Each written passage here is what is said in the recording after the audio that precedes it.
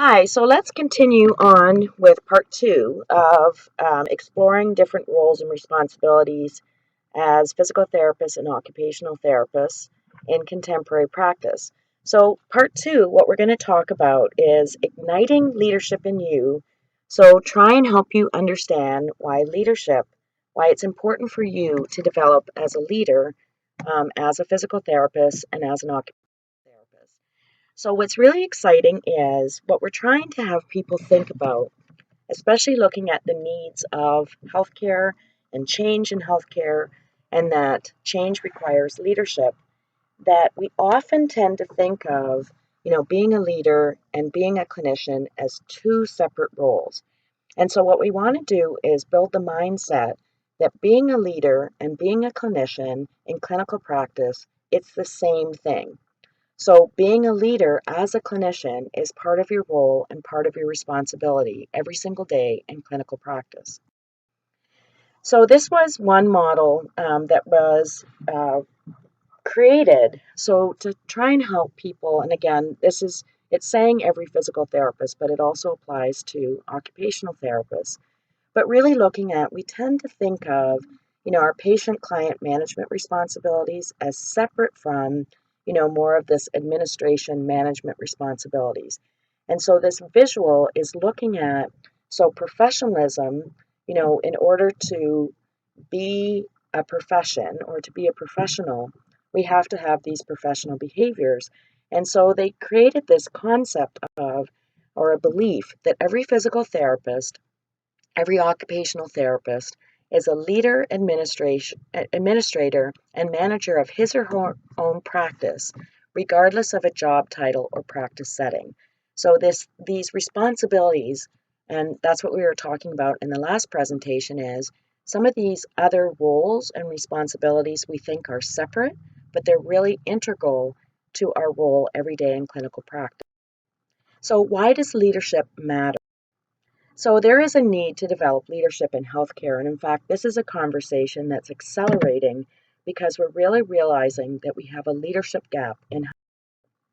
And so looking at from a very fundamental aspect, patient safety. So it's a global challenge that requires knowledge and skills in multiple areas, including non-technical skills and human factors. And so what they're discovering is the majority of healthcare errors are due to human factors associated with poor teamwork or poor communication and lack of collaboration.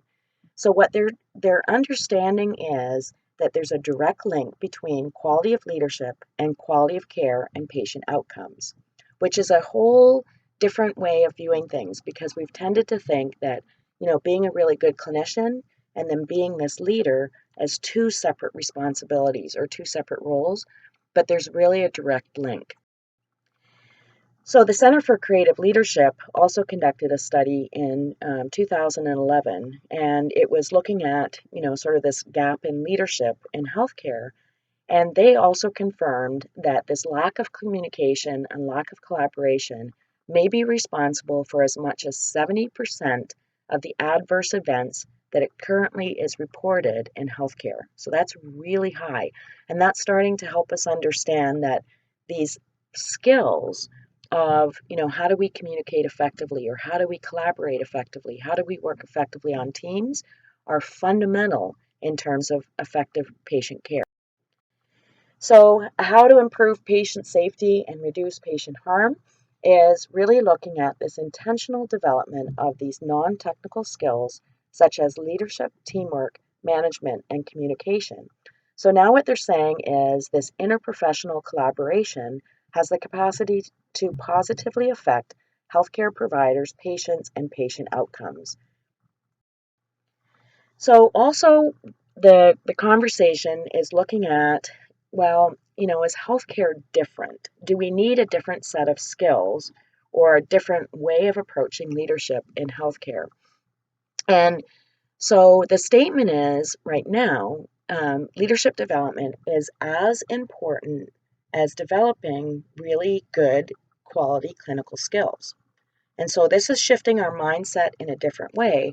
And we've also started to look at that we do have the need to develop some unique leadership skills because, when I talked about in the first presentation about sort of this chaos theory and the systems theory, well, healthcare is an industry. The pace of change, it's very complex. How we make decisions are very unique and different. And so there's some acknowledgement that we need to develop different leadership skills in order to be effective in health. So healthcare, as I mentioned, is continues to keep changing. So it's a shifting environment, and as a result of the shifting environment, clinical practice, you will be expected to assume new roles, new accountabilities, new responsibilities. So it's ever changing. And as I mentioned in the first presentation, that we need to learn how to be more age adaptable and be really flexible in order to respond to these new demands and new responsibilities. So, in addition, and again, this is looking at from the profession of physical therapy. So, not only do we have external demands that are demanding we have different sets of skills and being more adaptable to change, but within physical therapy, we have a new vision for the profession and it calls for transforming society. So that's talking about transformational change. And so here's another reason why developing leadership is so incredibly important because change requires leadership.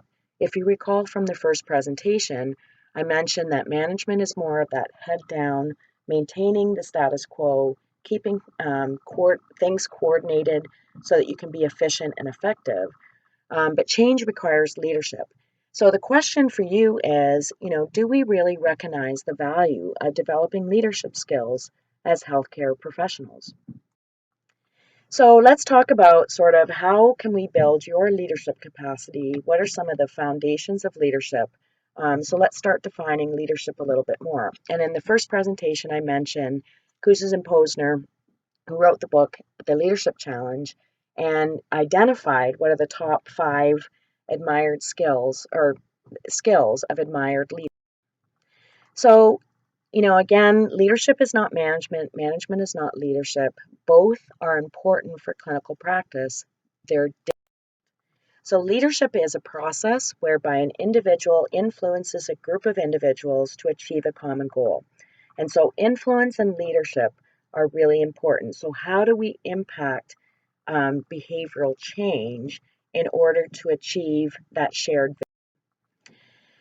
What is interesting is that many times people think about leadership from that, I'm the leader and I'm leading others.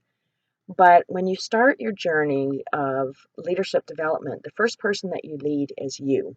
And so we have to start the process by you really discovering more about yourself and your own capacity for a leader.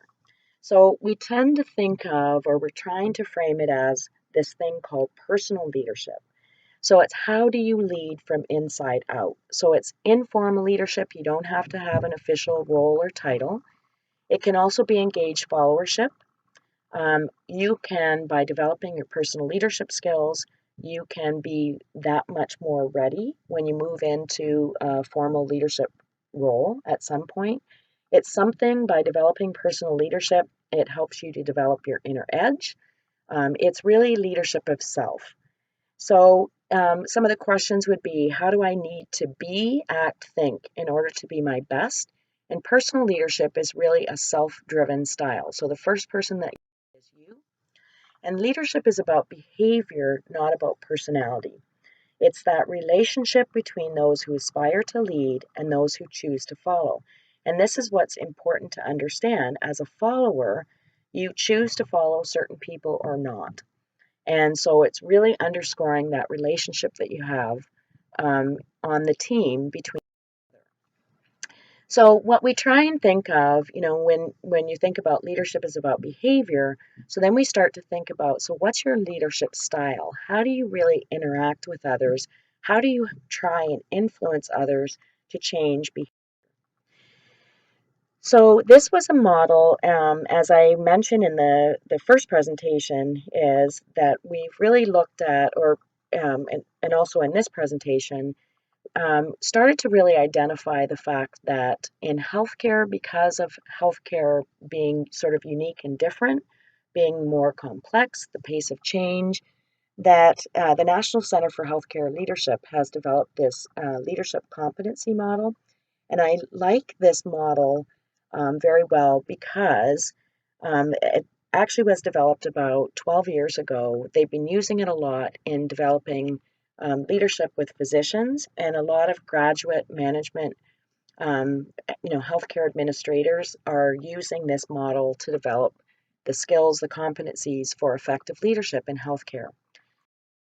So, looking at this model, they've identified, transformation, execution, and people are sort of the three main categories of how to build skills for healthcare leadership.